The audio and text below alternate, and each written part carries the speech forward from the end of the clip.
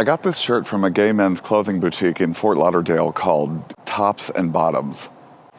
I got a top, just need a bottom. This is the 2026 Cadillac Escalade IQ, and it is Cadillac's first ever fully electric Escalade.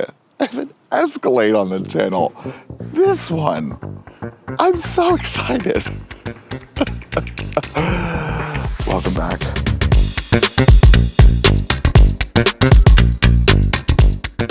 Welcome back to Sparkplug TV. My name is Chris, and I do car reviews for literally everybody, not just car enthusiasts. And before I begin today's video, as always, please do me the biggest favor ever and like this video, comment something down below, subscribe to the channel, and hit that bell icon so that you get notified whenever I drop a new video, which is whenever I can.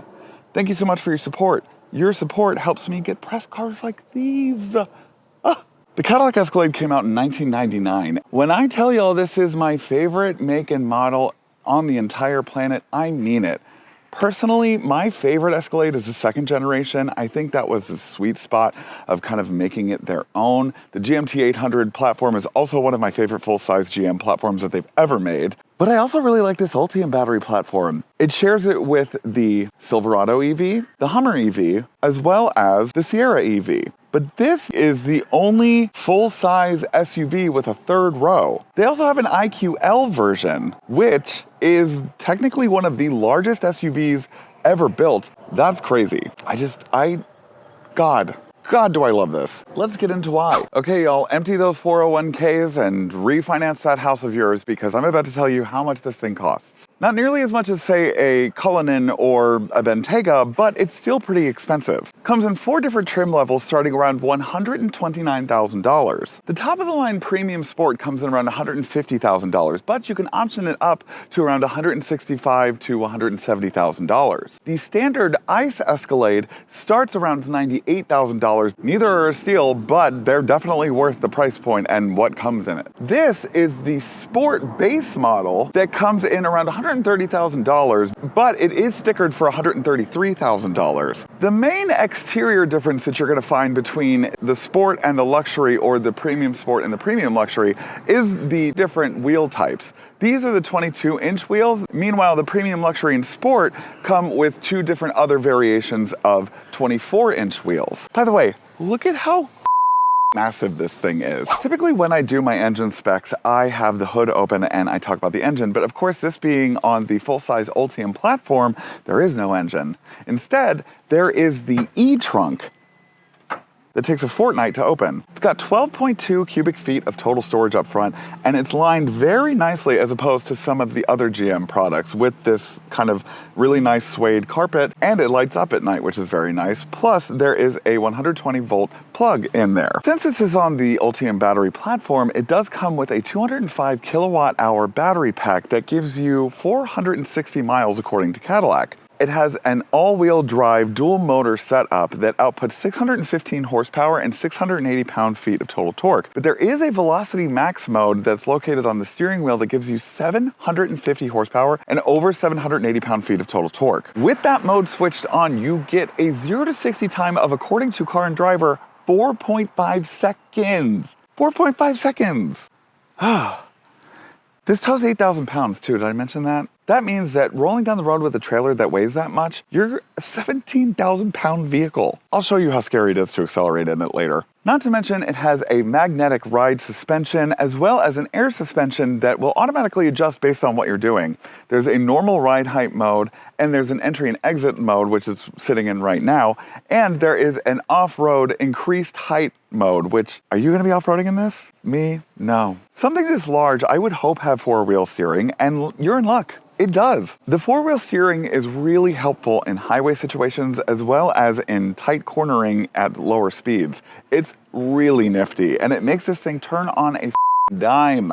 With that, it also comes with the arrival mode, which basically means that both sets of wheels turn at the same time, which is basically Cadillac's fancy way of calling crab walk mode. I don't really know what to do with the arrival mode, but it's there and it's really cool to show off. It's really difficult to kind of figure out. So this is the same front fascia that I talked about in my optic video, and it looks so good in here. I really love the way that these two pieces form the front fascia on here. I really love the overextended version of this as opposed to the Optic or the Lyric. I think this is, next to the Celestic, the best application of this digital grille that they've got going on. The lighting signature at night is absolutely stunning. I love the Cadillac symbol on the daytime running light right here.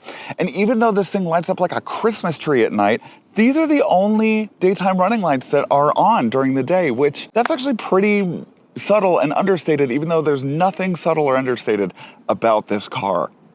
It's gorgeous. This sits on an 800 volt architecture. It has a J1772 and a CCS plug. That means that on 350 kilowatts, you can get 117 miles in just 10 minutes. Now, if you have a level 2 charger at home, you can get 22 miles an hour, which equates to about 200 some odd miles in about 12 hours, which that's not terrible, but this thing has such a long range that doesn't even really matter. You're barely going to charge it, although it does cost a lot to charge it at the pump. 25% at a charge point station cost me $33 the other day. There's nothing economical about this. I love when I have tall cars. It really makes it easy for me to set up the shot. We're about the same height. Now, when I first saw this car at the 2024 Detroit Auto Show, I didn't really love the way that the back end looks. But now that I've had it for a week, I love the way that this thing looks. I did not like this light design at first. I very dramatically said that this looked like it was coming out of flesh or something. I don't know. In hindsight, really weird to say. I really like it. It kind of looks like there are two cars kind of smashed into one, but very elegantly so. Did I describe that well enough? I don't know. This also is probably the most understated part of the car, which is really interesting to say because everything else about this car is so gaudy and overstated in the best way possible. Just to clarify. I really love these lights. I love the fact that they also kind of do a little dance at night when you unlock and lock it. You open the trunk like that, which is synonymous with the gas-powered one. And it has an impressive amount of storage. The third row seats do come down automatically, but behind them, you get about 23 cubic feet of storage, which is pretty good. With the third row down, you get about 69, and then with the second row and third row down, you get about 119 cubic feet of storage. I remembered, guys. There's no storage down here. I didn't look before the video. Let's take it for a spin because I'm sweating like me in church. It is so unbelievably hot outside. What's even hotter is the interior on the Cadillac Escalade IQ. Y'all, this interior, my God, this is like the nicest interior I think I've ever been in. I mean, of course, I've not been in any Bentleys or Rolls Royces or like whatever, but like for an American luxury car next to, I guess, like the Lincoln Nautilus or whatever, like for a full-size luxury SUV, this is unbelievable. So to start, it's got a 55-inch pillar-to-pillar is what they call it, display, which is all digital, fully. All of your controls can be had in this center screen. There is a screen for the passenger, which will be completely blacked out for me if there is a passenger sitting there. The car detects if there's a passenger sitting there and will turn on the display, but you can also control it in this entertainment hub right here, which you can also control all of the screens in the entertainment hub. Because this is a newer GM product, it does not come with CarPlay, but to be honest, I don't mind it. The Google AI Assistant actually works very well coupled to your iPhone, and I'm assuming an Android. It works completely fine. You can respond to text messages. You can sign into all of your apps that you have for your iPhone on here. Love this wood grain. Love this silver trimming. The wood grain looks especially gorgeous on the door panels. The door panels themselves are stunning. It's just really, really pretty in here. I love the steering wheel. I know that I always balk about the fact that there are no buttons, and there truly are no buttons in here. There are literally 2 buttons. In the Optic, I did not really enjoy this wheel. It does still not feel the best, but I like it in here more than I do the Optic because it makes sense for me, the driver, because I don't want to have to like touch the screen. Now I can reach it, but I don't want to touch it. It feels more comfortable to do this. And I also like the fact that there is a physical volume knob.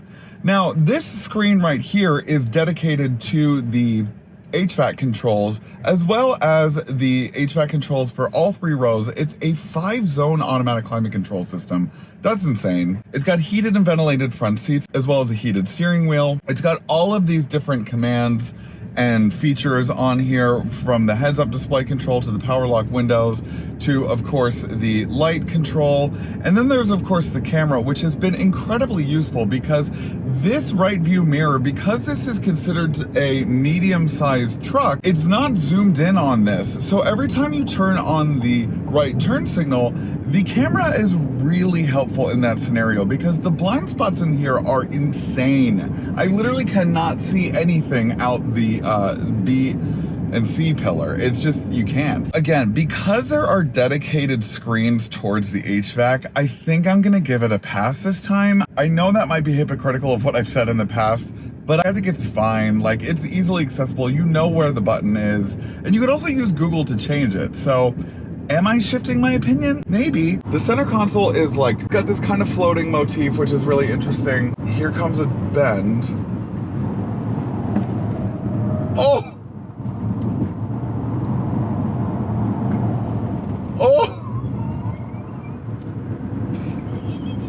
Y'all, there is nothing dynamic about driving this Escalade. That was the first time I've ever tried to take a corner in this. That was not the T. Oh my God, that was horrific. I mean, what do you expect? This thing's 9,000 pounds. I thought at least the 4-wheel steering was gonna help in that.